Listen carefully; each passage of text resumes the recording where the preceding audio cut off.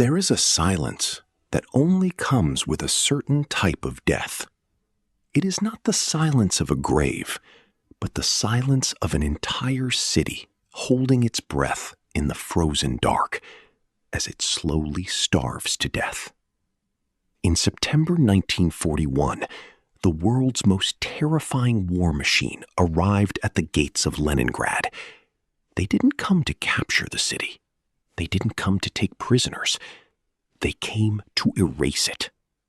Adolf Hitler had issued a terrifying decree. Leningrad was not to surrender. It was to be wiped off the face of the earth. What followed was 900 days of a living nightmare, a struggle so brutal, so cold, and so hungry that it remains the deadliest siege in human history. This is the story of a city that was sentenced to death and refused to stop breathing.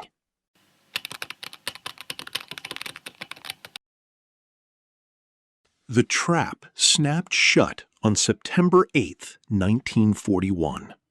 To the south, the German Wehrmacht had carved through the Soviet lines like a hot knife through butter. To the north, Finnish troops pushed toward the old borders. Leningrad, the cultural heart of Russia, was surrounded. The civilians knew what was coming long before the first shell fell. Throughout the summer, tens of thousands of ordinary people, mothers, students, elderly men, had been summoned to the outskirts. With blistered hands and shattered backs, they dug. They constructed miles of anti-tank ditches, barbed wire entanglements, and trenches. They were building a shield for their homes. When the legendary General Georgy Zhukov arrived to take command, he found a city prepared for a brawl, but the Germans had a different plan. After initial probes met fierce resistance, the Nazi high command made a cold, calculated decision. They would not waste German blood in street fighting. Instead, they would sit. They would wait. They would let winter and hunger do the killing for them. On September 4th, the first long-range artillery shells began to rain down on the historic boulevards. On September 6th, the Luftwaffe darkened the sky. The siege had begun.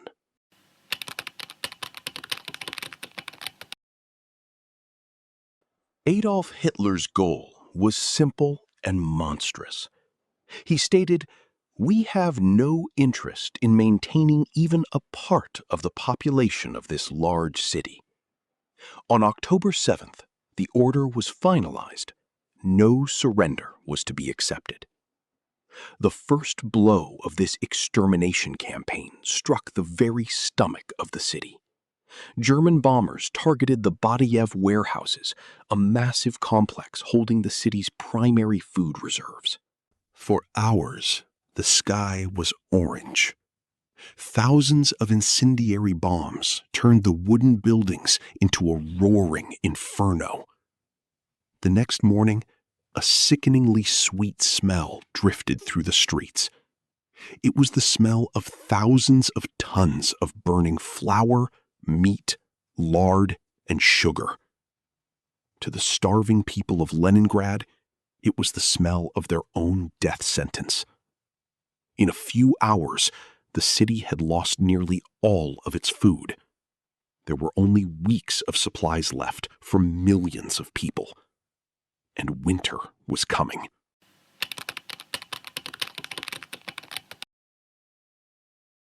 By November 1941, the temperature plummeted to 40 degrees below zero. The coal ran out. The electricity vanished. The water pipes froze and burst. Leningrad became a tomb of ice. But the hunger was worse than the cold. Rations were cut again and again until the daily bread allowance was a mere 125 grams, roughly the weight of a bar of soap. And this bread was not grain. It was a mix of sawdust, wallpaper paste, and malt. People began to eat anything. They boiled leather belts. They ate their pets. They scraped the paste off the back of wallpaper. By the end of December, the toll became catastrophic. 3,000 people were dying every single day. The streets were littered with the fallen. At first, people tried to bury the dead, but the ground was too hard, and the survivors were too weak. Soon, the only form of transport was the sled. Small wooden sleds carrying corpses wrapped in rags or plain coffins, being pulled by ghosts of people who knew they would be next. The city was dying as it had lived, clenching its teeth in the dark.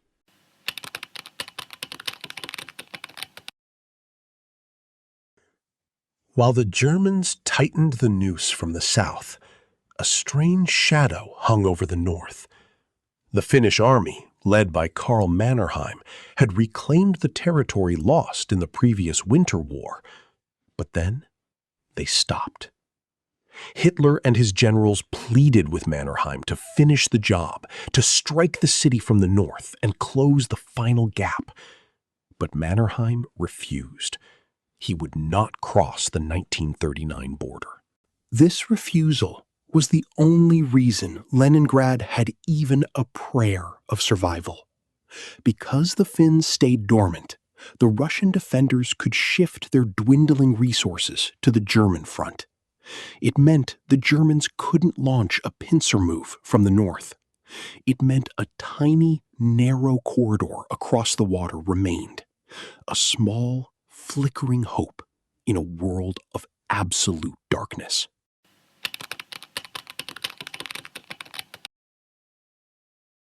That hope was Lake Ladoga. When the lake froze solid in late November, the Russians saw an opportunity. They called it the Road of Life. Trucks began to make daring runs across the treacherous ice, carrying flour into the city and evacuating the dying out. It was a journey through hell. The ice was unstable. If a truck was too heavy or the ice too thin, it vanished into the black, freezing depths. And then there was the Luftwaffe. German pilots hunted the trucks like wolves, strafing the ice and dropping bombs to create holes in the road. Yet, the drivers kept going. They drove with their doors open so they could jump out if the ice cracked. Thousands died on the ice, but the road saved the city. Over 500,000 people were evacuated across that frozen wasteland. Every loaf of bread that reached a child in Leningrad was paid for in blood.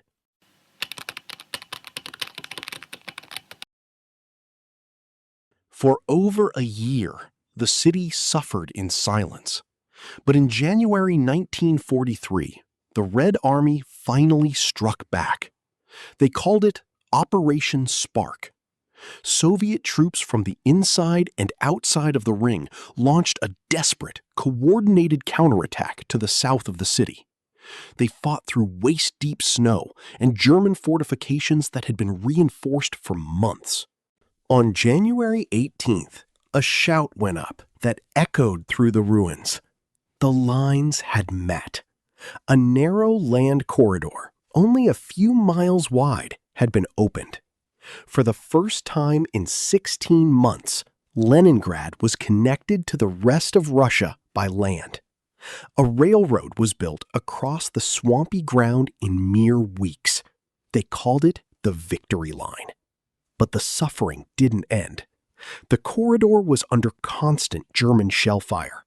It was a narrow, bloody throat that kept the city barely breathing. But it was enough.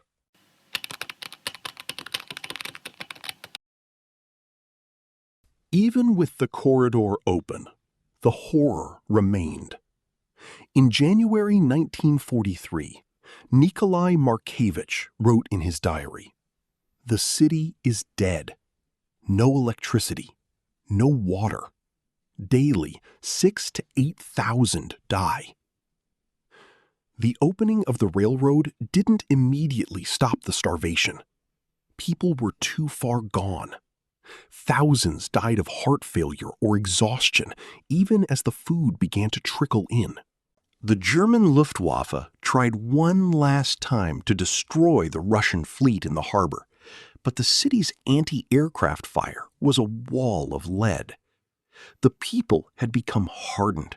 They were no longer afraid of the bombs. They were only afraid of the silence that meant the road of life had stopped. They lived in a state of defiance that the German generals couldn't comprehend. The Nazi soldiers, sitting in their warm bunkers outside the city, began to realize that they weren't besieging a city. They were being haunted by one.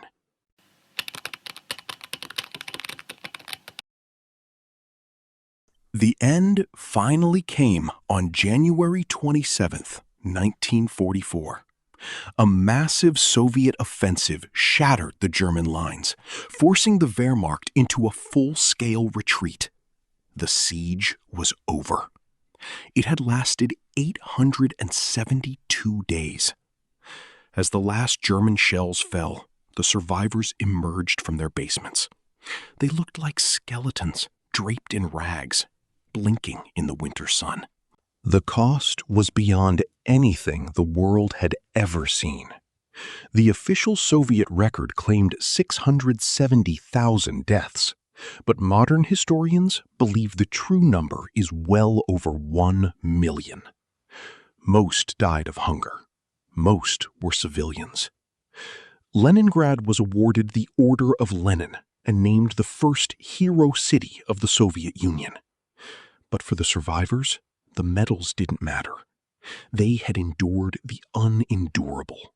They had lived through a 900-day death sentence and walked out the other side. The city that was meant to be wiped off the map stood tall, its streets forever echoing with the sleds of the dead and the unbreakable will of the living.